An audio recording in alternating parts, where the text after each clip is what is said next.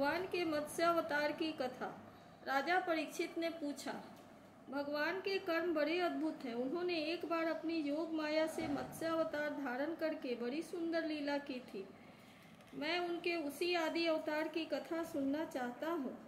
भगवान, मत्स्य जोनि एक तो यूं ही लोक निंदित है, दूसरे तमोगुणी और असह्य परतंत्रता से युक्त भी है।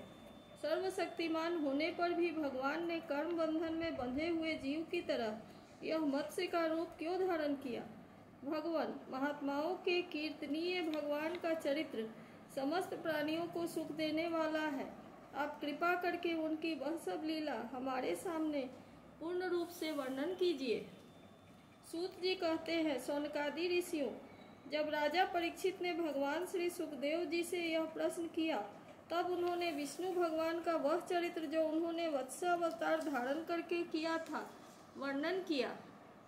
श्री सुखदेव जी कहते हैं, परीक्षित, यो तो भगवान सबके एकमात्र प्रभु हैं, फिर भी वे गौ, ब्राह्मण, देवता, साधु, वेद, धर्म और अर्थ की रक्षा के लिए शरीर धारण किया करते हैं। वे सर्वशक्तिमान प्रभु वायु की तरह ऊंचे नीचे छोटे बड़े सभी प्राणियों में अंतर्यामी रूप से लीला करते रहते हैं, परंतु उन प्राणियों के बुद्धिगत गुणों से वे छोटे बड़े या ऊंचे नीचे नहीं हो जाते, क्योंकि वे वास्तव में समस्त प्राकृत गुणों से रहित निर्गुण हैं। परीक्षित, पिछले कल्प के अंत में ब्रह्मा जी के सो जाने के कारण बाह्य नामक नैमित्तिक प्रलय हुआ था। उस समय भूलोक आदि सारे लोग समुद्र में डूब गए थे। प्रलय काल आ जाने के कारण ब्रह्मा जी को नींद आ रही थी। वे सोना चाहते थे। उसी समय वेद उनके मुख से निकल पड़े और उनके पास ही रहने वाले हयग्रीव नामक बलि दैत्य ने उन्हें जोग बल से चुरा लिया। सर्वशक्तिमान भगवान श्री हरि ने दानव राज हयग्रीव की यह चेष्टा जान ली, इसलिए उन्होंने मत्स्यावतार ग्रहण किया। परीक्षित, उस समय सत्यव्रत नाम के एक बड़े उदार एवं भगवत परायण राजर्षि केवल जल पीकर तपस्या कर रहे थे। वही सत्यव्रत वर्तमान महाकल्प में विश्वस्वान सूर्य के पुत्र श्राद्ध देव के नाम से विख्यात हुए और उन्हें भगवान ने वैवस्वत मनु बना दिया। एक दिन वे राजर्षि कृतमाला नदी में जल से तर्पण कर रहे थे। उसी समय उनकी अंजलि के जल में एक छोटी सी मछली आ गई। परीक्षित, द्रविड़ देश के राजा सत्यव्रत ने अपनी अंजलि में आई हुई मछली को जल के साथ ही फिर से नदी में डाल दिया। उस मछली ने बड़ी करुणा के साथ परम दयालु राजा सत्यव्रत से कहा, राजन, आप बड़े दीन दयालु हैं। आप जानते ही हैं कि जल में रहने वाले जंतु अपनी जाति वालों को भी खा डालते हैं। मैं उनके भय से अत्यंत व्याकुल हो रही हूँ। आप मुझे फिर इसी नदी के जल में क्यों छोड़ रहे हैं? राजा सत्यव्रत को इस बात का पता नहीं था कि स्वयं भगवान मुझ पर प्रसन्न होकर कृपा करने के लिए मछली के रूप में पधारे हैं। इसलिए उन्होंने उस मछली की रक्षा का मन ही मन संकल्प किया। राजा सत्यव्रत ने उस मछली की अत्यंत दीनता से भरी बात सुनकर बड़ी दया से उसे अपने पात्र के जल में रख लिया और अपने आश्रम पर ले आए। आश्रम पर लाने के बाद एक रात में ही वह मछली उस कमंडलू में इतनी बढ़ गई कि उसमें उसके लिए स्थान ही न रहा। उस समय मछली ने राजा से कहा, अब तो इस कमंडलू में मैं कष्ट पूर्वक भी नहीं रह सकती, अतः मेरे लिए कोई बड़ा सा स्थान नियत कर दे जहाँ मैं सुख पूर्वक रह सकूं। राजा सत्यव्रत ने मछली को कमंडलू से निकालकर एक बहुत बड़े पानी के मटके में रख दिया, परंतु वहां डालने पर वह मछली 2 ही घड़ी में 3 हाथ बढ़ गई। फिर उसने राजा सत्यव्रत से कहा, राजन, अब यह मटका भी मेरे लिए पर्याप्त नहीं है, इसलिए मैं इसमें सुखपूर्वक नहीं रह सकती। मैं तुम्हारी शरण में हूँ, इसलिए मेरे रहने योग्य कोई बड़ा सा स्थान मुझे दे दो। परीक्षित, सत्यव्रत ने वहां से उस मछली को उठाकर एक सरोवर में डाल दिया, परंतु वह थोड़ी ही देर में इतनी बढ़ गई कि उसने एक महामत्स्य का आकार धारण कर उस सरोवर के जल को घेर लिया और कहा, राजन, मैं जलचर प्राणी हूँ। इस सरोवर का जल भी मेरे लिए सुखपूर्वक रहने के लिए पर्याप्त नहीं है, इसलिए आप मेरी रक्षा कीजिए और मुझे किसी अगाध सरोवर में रख दीजिए। मत्स्य भगवान के इस प्रकार कहने पर वे एक एक करके उन्हें कई अटूट जल वाले सरोवरों में ले गए, पर जितना बड़ा सरोवर होता उतने ही बड़े वे बन जाते थे। अंत में उन्होंने उन लीला मत्स्य को समुद्र में छोड़ दिया। समुद्र में डालते समय मत्स्य भगवान ने सत्यव्रत से कहा, वीर, समुद्र में बड़े बड़े बली मगर आदि रहते हैं, वे मुझे खा जाएंगे, इसलिए आप मुझे समुद्र के जल में मत छोड़िए। मत्स्य भगवान की यह मधुर वाणी सुनकर राजा सत्यव्रत मोहमुग्ध हो गए। उन्होंने कहा, मत्स्य का रूप धारण करके मुझे मोहित करने वाले आप कौन हैं? आपने एक ही दिन में 400 कोस के विस्तार का सरोवर घेर लिया। आज तक ऐसी शक्ति रखने वाला जलतर जीव तो मैंने कभी देखा ही नहीं था और न सुना भी था। अवश्य ही आप साक्षात सर्वशक्तिमान सर्वांतरयामी अविनाशी श्री हरि है। जीवों पर अनुग्रह करने के लिए आपने ही जलचर का रूप धारण किया है। पुरुषोत्तम, आप जगत की उत्पत्ति, स्थिति और प्रलय के स्वामी हैं। आपको मैं नमस्कार करता हूँ। प्रभु, हम शरणागत भक्तों के लिए आप ही आत्मा और आश्रय हैं। यद्यपि आपके सभी लीलावतार प्राणियों के अभ्युदय के लिए ही होते हैं, तथापि मैं यह जानना चाहता हूँ कि आपने यह रूप किस उद्देश्य से ग्रहण किया है। कमल नयन प्रभु, जैसे देहादि अनात्म पदार्थों में अपनेपन का अभिमान करने वाले संसारी पुरुषों का आश्रय व्यर्थ होता है, उसी प्रकार आपके चरणों की शरण तो व्यर्थ नहीं हो सकती, क्योंकि आप सबके अहेतुक प्रेमी, परम प्रियतम और आत्मा हैं। आपने इस समय जो रूप धारण करके हमें दर्शन दिया है वह बड़ा ही अद्भुत है। श्री सुखदेव जी कहते हैं, परीक्षित, भगवान अपने अनन्य प्रेमी भक्तों पर अत्यंत प्रेम करते हैं। जब जगतपति मत्स्य भगवान ने अपने प्यारे भक्त राजर्षि सत्यव्रत की यह प्रार्थना सुनी तो उनका प्रिय और हित करने के लिए, साथ ही कल्पांत के प्रलयकालीन समुद्र में विहार करने के लिए उनसे कहा। श्री भगवान ने कहा, सत्यव्रत, आज से 7वें दिन भूरलोक आदि तीनों लोग प्रलय के समुद्र में डूब जाएंगे। उस समय जब तीनों लोग प्रलय काल की जलराशि में डूबने लगेंगे, तब मेरी प्रेरणा से तुम्हारे पास एक बहुत बड़ी नौका आवेगी। उस समय तुम समस्त प्राणियों के सूक्ष्म शरीरों को लेकर सप्तर्षियों के साथ उस नौका पर चढ़ जाना और समस्त धान्य तथा छोटे बड़े अन्य प्रकार के बीजों को साथ रख लेना। उस समय सब और एकमात्र महासागर लहराता होगा, प्रकाश नहीं होगा। केवल ऋषियों की दिव्य ज्योति के सहारे ही बिना किसी प्रकार के विकलता के तुम उस बड़ी नाव पर चढ़कर चारों ओर विचरण करना। जब प्रचंड आंधी चलने के कारण नाव डगमगाने लगेगी, तब मैं इसी रूप में वहां आ जाऊंगा और तुम लोग वासुकी नाग के द्वारा उस नाग को मेरे सींग में बांध देना। सत्यव्रत, इसके बाद जब तक ब्रह्मा जी की रात रहेगी, तब तक मैं ऋषियों के साथ तुम्हें उस नाव में बैठाकर उसे खींचता हुआ समुद्र में विचरण करूंगा। उस समय जब तुम प्रश्न करोगे, तब मैं तुम्हें उपदेश दूंगा।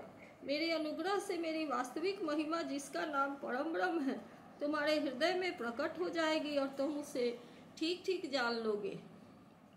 भगवान राजा सत्यव्रत को यह आदेश देकर अंतर्धान हो गए।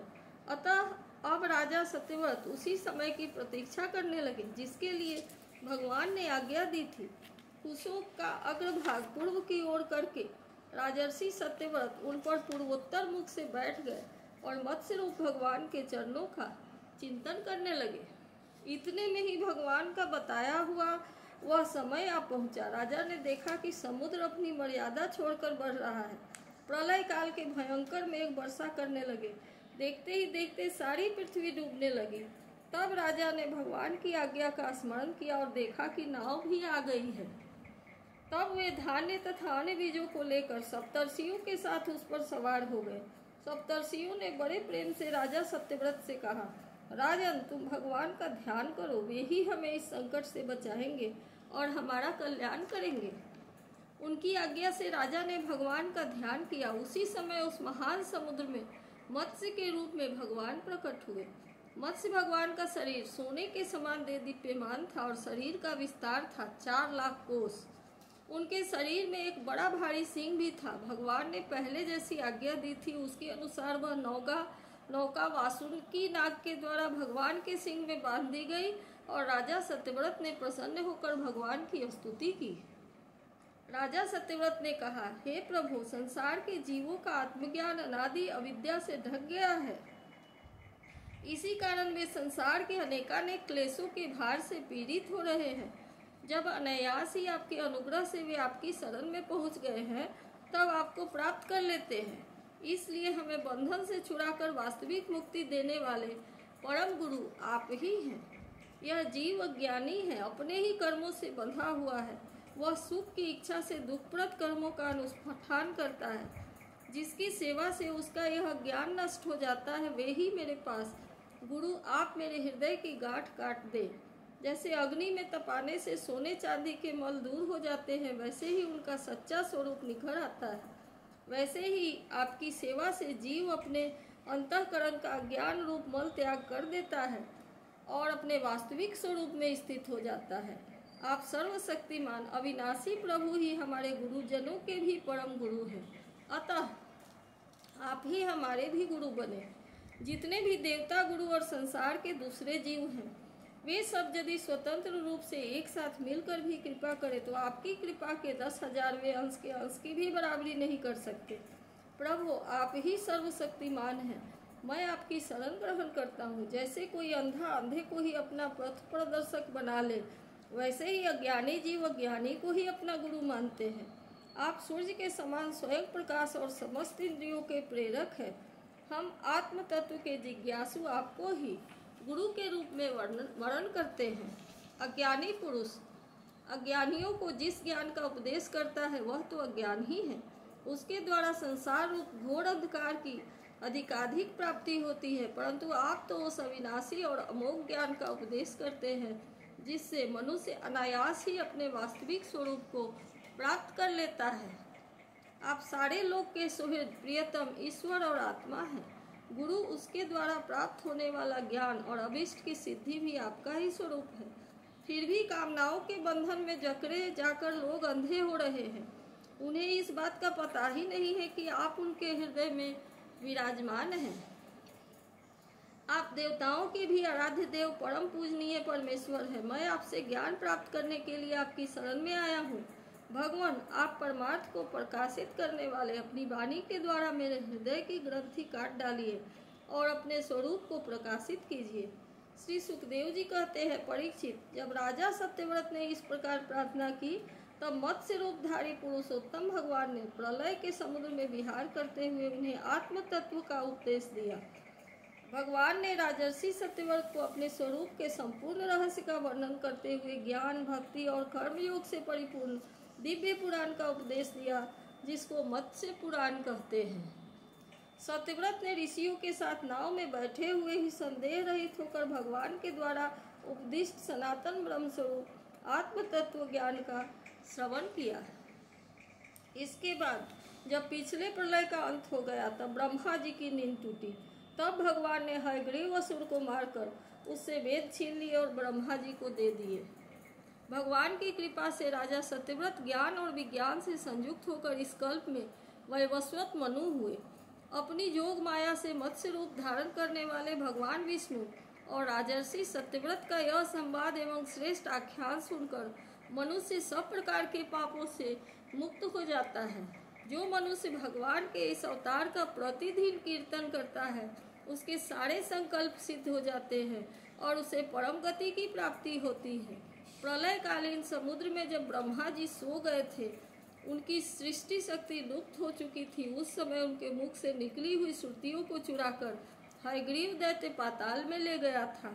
भगवान ने उसे मारकर वे श्रुतियाँ ब्रह्मा जी को लौटा दी एवं सत्यव्रत तथा सप्तर्षियों को ब्रह्म तत्व का उपदेश दिया।